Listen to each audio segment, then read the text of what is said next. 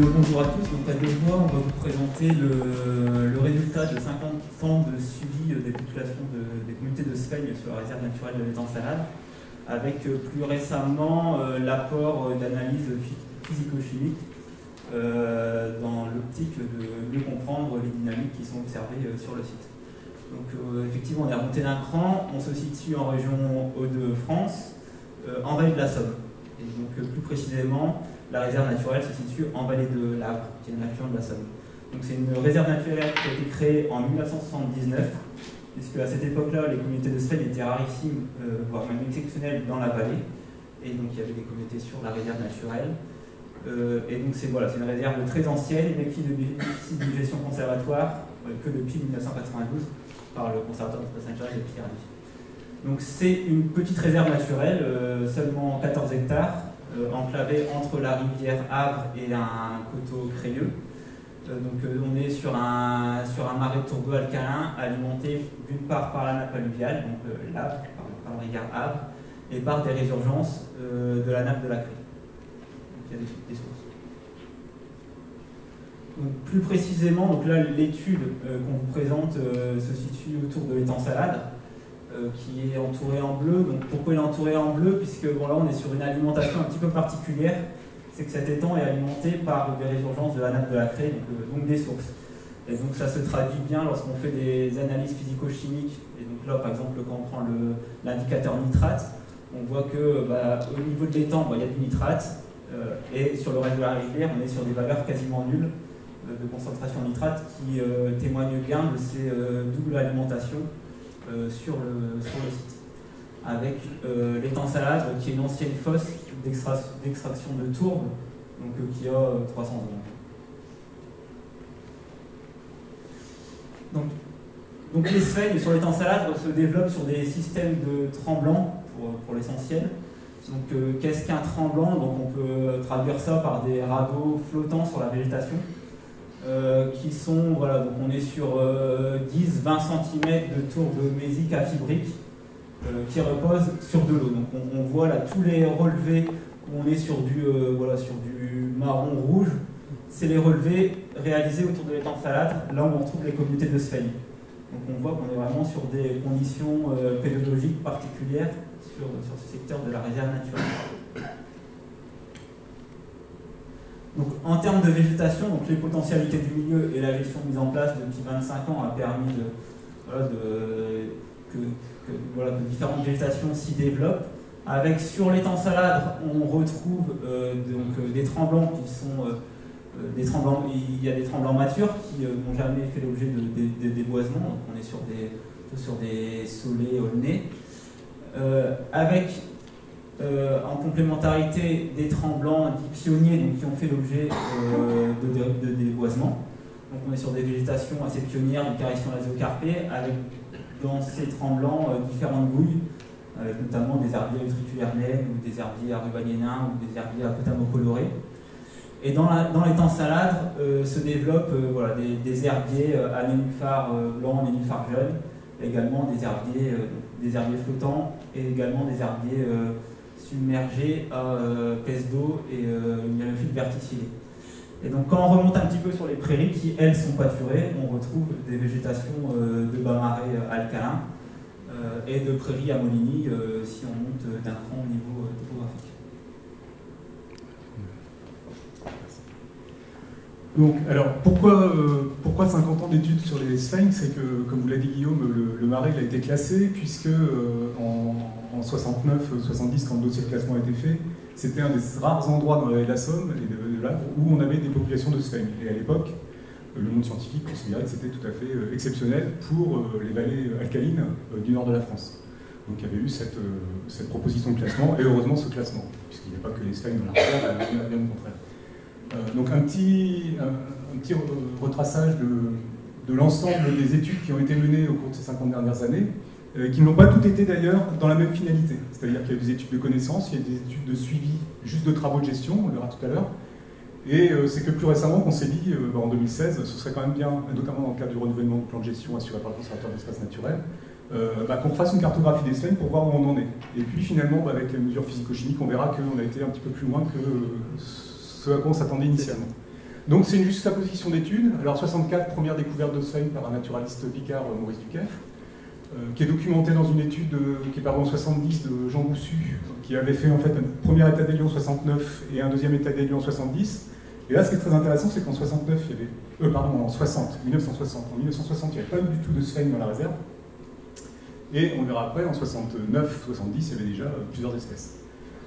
Une première cartographie faite avec une constitution d'un herbier de référence faite par Gérard Sulmont, qui est un ancien professeur de l'université d'Amiens, qui m'a légué son herbier. Donc là, c'est super, parce qu'on a pu redéterminer toutes les espèces, valider les espèces, et on a une cartographie très précise, décimétrique, de l'ensemble des tremblants de la réserve.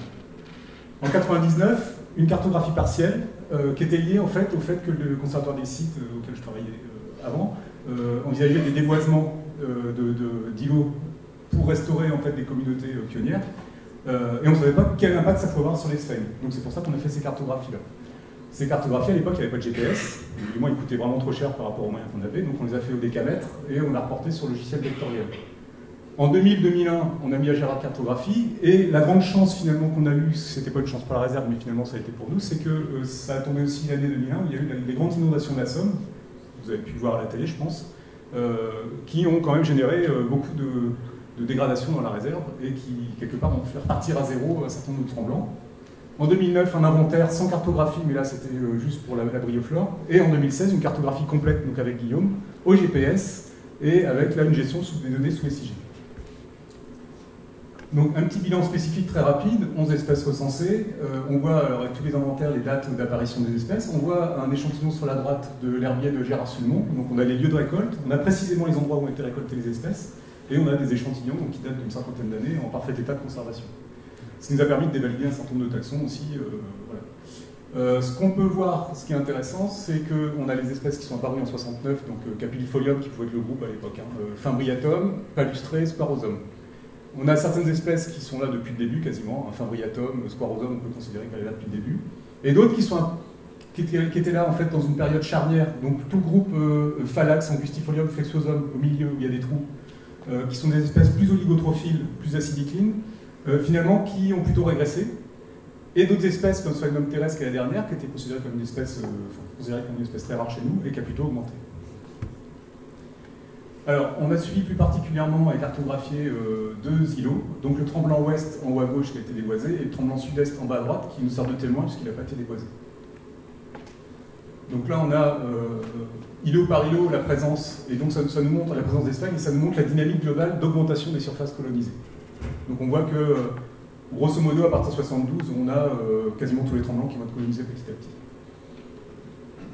Donc voilà une idée de la cartographie. Alors, en haut à gauche, celle de 72, c'est celle de Gérard Sulmont. Vous voyez qu'il y avait déjà quand même une cartographie très précise, avec les moyens d'époque. 99-2000, on voit qu'on a avant déboisement, après déboisement. Donc on a un changement aussi dans les compositions des espèces siaphiles, forcément, qui ont disparu au profit d'espèces plutôt héliophiles.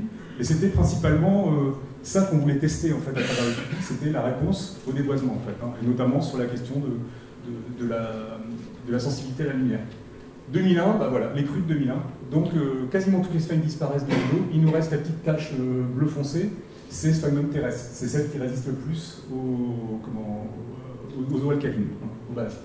Et 2016, puisque au moment où on s'est dit ce serait bien qu'on fasse la cartographie, on voit qu'on a. Alors le tremblant, on voit qu'il a changé de physionomie. Les petites indentations en fait, qui étaient complètement humides, sur lesquelles on ne pouvait pas marcher, se sont complètement cicatrisées. Et on voit qu'on a plutôt un resserrement vers le milieu de l'îlot, en fait, donc en déconnexion avec la nappe, des populations de sphènes. Le tremblement témoin, rapidement, on a le même phénomène, donc 72, 2001 et 2016. Alors les échelles de cartographie n'ont pas été tout à fait les mêmes, mais on arrive à voir. Et on voit aussi qu'on a une migration finalement des cortèges de sphènes vers le centre des tremblements. Alors l'hypothèse, première hypothèse qu'on avait émise dans les années 2000, c'était celle d'une pour permettre d'expliquer l'apparition des sphènes, parce que c'était ça qui interrogeait quand même. C'était celle de ce qu'on voit dans les tourbières du Jura, par exemple, l'acidification superficielle par les eaux de pluie sur des systèmes déconnectés de la nappe alluviale alcaline, et donc le fait que la tourbe, qui était juste sous les sphènes, était légèrement plus acide et permettait l'installation de ces végétaux. C'est ce qu'on avait testé en faisant des mesures de pH et de conductivité sur à la fois les eaux de l'étang, les eaux de certaines espèces, des eaux d'expression en pressant tout simplement l'eau qu'il y avait dans les sphènes, et puis sur la tourbe qui se situait juste sous les sphènes et sous la tourbe noire. Et on avait l'impression effectivement de comprendre ça comme ça, puisque c'est ce qu'on observait à l'époque. Vous voyez, eau de l'étang, on était à pH 7,50 par exemple, eau d'expression de sphène 5, et eau d'expression de la tourbe à sphène qui était juste sous les sphènes, 5,2, enfin autour de 5. Et pour la conductimétrie, les valeurs étaient aussi décroissantes pareil. Donc on pensait avoir compris ça comme ça.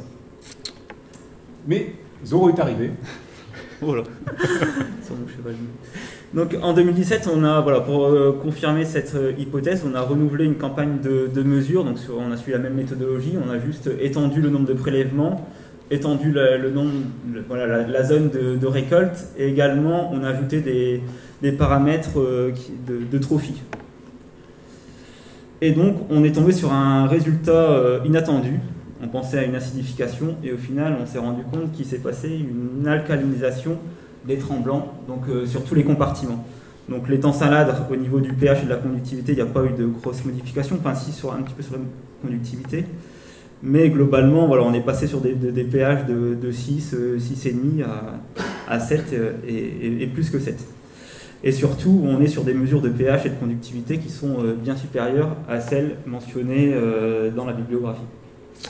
Donc, on a tenté, donc voilà, il y a eu la seule source d'alcalinisation, ça peut venir que de l'étang Salades, puisqu'on est sur des eaux carbonatées, puisqu'alimentées par les sources de la nappe de la craie.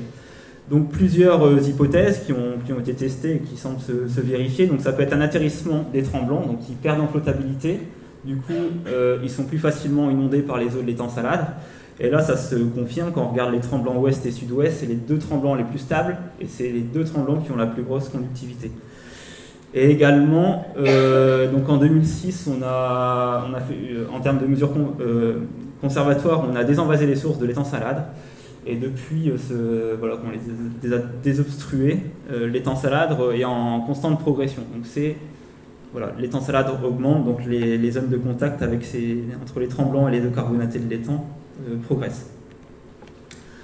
Un autre résultat qui, lui, était un petit peu plus prévisible, donc c'est l'enrichissement trophique des milieux. Donc, le graphe en haut à gauche montre l'évolution des concentrations en nitrate dans la nappe. Donc on voit qu'il y a une progression depuis la révolution agricole, et ça se traduit, bon, voilà, à gauche c'est qu'un graphe entre 2008 et 2015, mais ça se traduit avec une progression des taux de nitrate dans l'étang Salades. On est vraiment sur des concentrations relativement élevées. Et donc il y a eu un apport azoté sur des tremblants depuis l'étang Salades, mais également une augmentation de la disponibilité en phosphore par progression du pH. Là, on est sur des pH de 6,5-7, plus 6,5, donc on est vraiment dans les pH qui permet le mieux la mobilisation du phosphore. Et donc, voilà, quand on regarde un petit peu les mesures de nutriments relevées sur différents compartiments, et notamment dans l'eau d'expression des sphènes, on est sur des valeurs de nitrate, phosphate, potassium qui sont bien supérieures également à celles mentionnées dans la bibliographie. Donc pour conclure, bon, ça nous a quand même posé des questions, hein, ces histoires d'enrichissement trophique. On ne savait pas trop comment en prendre, et heureusement, avec Guillaume, on a fait quelques recherches bibliographiques, et on a de la chance, c'est qu'actuellement c'est problématique, on a de la chance. Je pense que pour la nature, c'est pas forcément de la chance, mais ces problématiques se rencontrent aux Pays-Bas, en République tchèque, en Pologne, enfin, il y a un certain nombre de pays comme ça. Et heureusement, il y a des chercheurs qui travaillent là-dessus, donc on va vous mettre après quelques références bibliographiques. Et donc, en fait, on a confronté un peu les résultats qu'on avait nous localement, donc de ces mesures physico-chimiques et de l'évolution des cortèges de sphènes, à la fois en termes de diversité, mais aussi de surface.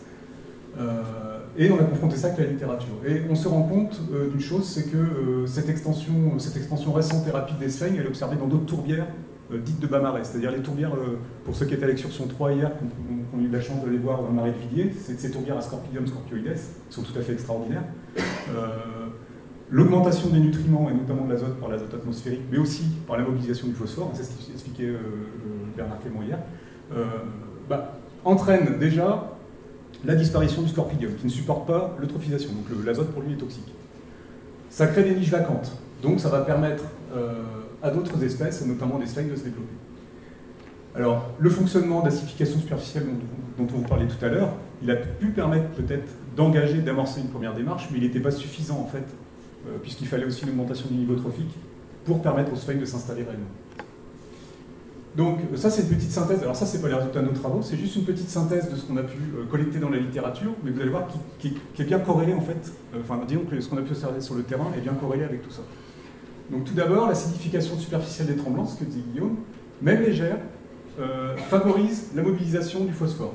Et on peut supposer que le phosphore ici, qui a été déposé sur les tremblants, soit issu des inondations de 2001, parce que la nappe elle est quand même restée plus de 3 mois comme ça au-dessus des tremblants, donc il y a eu des dépôts, on a vu, de toute façon il y a eu des limons qui se sont déposés, etc.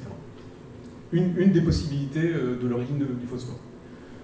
Ensuite, donc ce que je viens de vous dire, l'enrichissement trophique azote et phosphore est toxique pour les mousses brunes, il augmente la productivité des plantes vasculaires, bien évidemment, donc on va passer de communautés plutôt de carition de l'atocarpe hydroprotéochonion à des communautés d'ourlets, du magnocaricion, et ça laisse aussi des places vacantes pour les sphaignes pour s'installer. Il n'y a plus la concurrence avec les mousses brunes.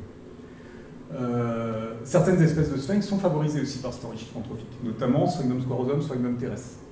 Et ensuite, elles préparent le terrain, quand elles ont un peu exaucé le niveau, pour l'installation d'autres espèces qui sont plus des espèces ombrotrophes, comme le Sunnitin ou palustré. Et alors, chose un petit peu plus étonnante, et alors là, les mesures physico-chimiques nous ont permis de comprendre ça, c'est que le taux élevé de potassium présent dans l'eau, dans l'étang Saint-Lâbre, en fait, ce qui est révélé dans la littérature, c'est qu'il protège les sphaignes de la toxicité du calcium. Vous savez que les sphaignes ne supportent pas normalement les eaux alcalines pour la plupart des espèces. C'est des histoires de transfert dans les membranes, en fait, cellulaires. Et en fait, plus il y a de potassium dans le milieu, jusqu'à un certain seuil qui est toxique, mais ça protège, en fait, ça permet aux membranes cellulaires de bien fonctionner même en présence de calcium. Donc ça commence à avoir une explication du fait de développement des sphaignes dans des milieux riches en calcium. Et un autre effet, c'est que ces taux élevés de calcium, finalement, qui sont finalement acceptés par les sphaignes au bout d'un moment donné, les protègent de la dessiccation. Donc on va avoir des sphaignes aussi qui, dans des milieux, chez nous il ne pleut pas énormément, il pleut 600, 750 mm en fonction des années, c'est pas suffisant pour qu'on ait des phénomènes de développement ombrotrophe comme on a dans le Jura, même si on est dans des fonds de vallée avec une hygrométrie atmosphérique un peu plus importante sur le plateau, etc. Et donc en fait on a une autre explication du fait que les sphaignes ont réussi à se développer sur les tremblants. Donc pour conclure, bien évidemment, ce qu'on peut conclure en premier, je trouve une porte ouverte, mais ça va bien de le dire, c'est que le suivi des paramètres physico-chimiques, notamment des paramètres trophiques, puisqu'on avait vu que pH conductimétrie ne nous permettait pas de tout comprendre. Mais le suivi azote, phosphore, potassium nous a permis de comprendre, on pense. Donc c'est indispensable à comprendre ces dynamiques en complément des cartographies et des suivis qu'on est en capacité de faire. Autre chose qui est complètement étonnant dans ce contexte-là, c'était la résilience des populations de sphaignes. Vous avez vu, en 2001, les tremblants, il n'y avait plus rien. En 2016, on revient 15 ans après. C'est comme si c'était rien passé quelque part. À une petite variante près, c'est que ce n'est pas les mêmes espèces qu'on recolonisait. Les espèces vraiment ligotrophiques ont disparu. Et je vais en venir à une conclusion finale, c'est qu'il faut vraiment se méfier des paradigmes qu'on a en tête. C'est-à-dire que jusqu'à présent, et notamment c'est pour ça que la réserve naturelle avait été créée, c'est que les populations de sphaignes, c'était alléluia, c'était super. On avait un patrimoine qui était extraordinaire. Et en fait, il faut le voir de manière un peu différente. C'est-à-dire que c'est un bon indicateur de dégradation de la tourbière alcaline, les sphaignes, en fait, finalement. Dans ces systèmes-là. Je ne parle pas de système de haut marais. Mais dans ces systèmes de tourbières basses alcalines, le remplacement des végétations Ascorpidium scorpionides à mousse brune par des sphaignes, ça doit nous amener plutôt à nous inquiéter qu'à nous réjouir. Et donc, c'est vraiment un indicateur de dégradation trophique du milieu et de basculement, sur lesquels, malheureusement, le gestionnaire, en l'occurrence le conservatoire d'espace naturel, n'a que peu de prise, voire pas du tout. Parce que comment faire baisser une charge trophique en azote, en phosphore, en potassium, dans un étang qui est alimenté par la nappe de la craie, avec tout le bassin agricole qui est au-dessus, c'est quasiment impossible. Donc ça nous pose des questions aussi, dans la relation aussi gestionnaire-scientifique, on va dire, et pour les gestionnaires, sur l'avenir de ces milieux-là, comment on va les gérer, quelles sont les potentialités. Merci. Merci à tous.